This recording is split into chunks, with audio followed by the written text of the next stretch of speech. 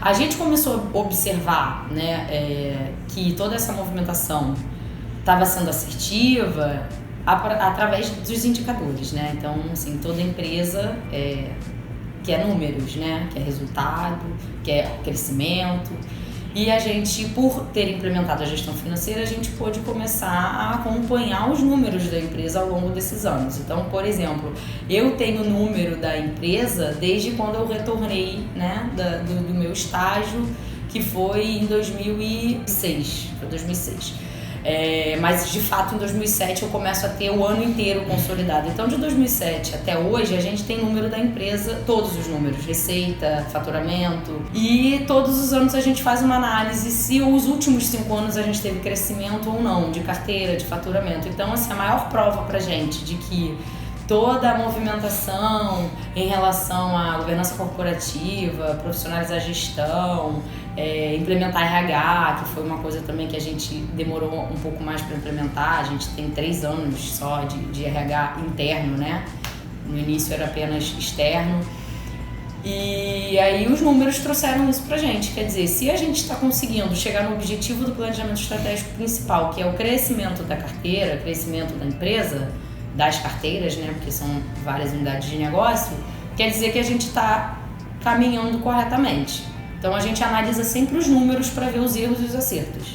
Se os números começam a cair, alguma coisa a gente tem que mexer. Se os números estão crescendo, alguma coisa também tem que mexer para crescer mais, né? Então tá sempre nessa busca incessante de melhoria, identificar gaps, identificar melhoria através desses gaps e aí planejar planos de ação para poder implementar as melhorias, enfim, e aí ter de fato o BPM implementado na empresa, né, que é gestão orientada a processos. Verifique, quando você está com alguma situação em termos de saúde problemática, você vai ao médico. E ao ir ao médico, ele vai te pedir diversos exames. E um desses exames, a gente já sabe, é o exame de sangue. E aí você volta ao médico. Se você não tiver com nenhum problema de saúde, você deve frequentar um médico para uma consulta de check-up. E nessa consulta de check-up, ele também vai te pedir determinados exames. Então, apesar dele olhar você e verificar claramente que tem alguma situação aí que não está boa, ou tem alguma situação que está boa, ele vai te pedir claramente esses exames. O que são esses exames? São os indicadores. Eles vão mostrar para onde você está indo e principalmente como que você está. E quando a gente sai de um planejamento estratégico e traça os objetivos estratégicos, a gente tem que olhar claramente para o nosso plano estratégico. E o plano estratégico ele vai ter as dimensões: pessoas, processo, cliente e resultados. Essas 4 dimensões eu preciso ter ali o quê? Poxa, onde é que eu quero chegar nessas 4 dimensões? Mas principalmente, como é que eu estou nessas 4 dimensões? Eu realmente estou bem ou não estou bem? Por isso os indicadores. Os indicadores são índices atrelados a referenciais de mercado e que, é claro, perseguem uma meta. Então, poxa, quando você tem esses indicadores, você tem condições de tomar decisão. Então você cria uma cultura financeira, você cria uma cultura orçamentária. Não vou do nada sair gastando, não vou do nada cortar pessoas ou contratar pessoas, não vou do nada investir em altas tecnologias, porque você começa a tomar certas decisões sem olhar como é que está a sua saúde.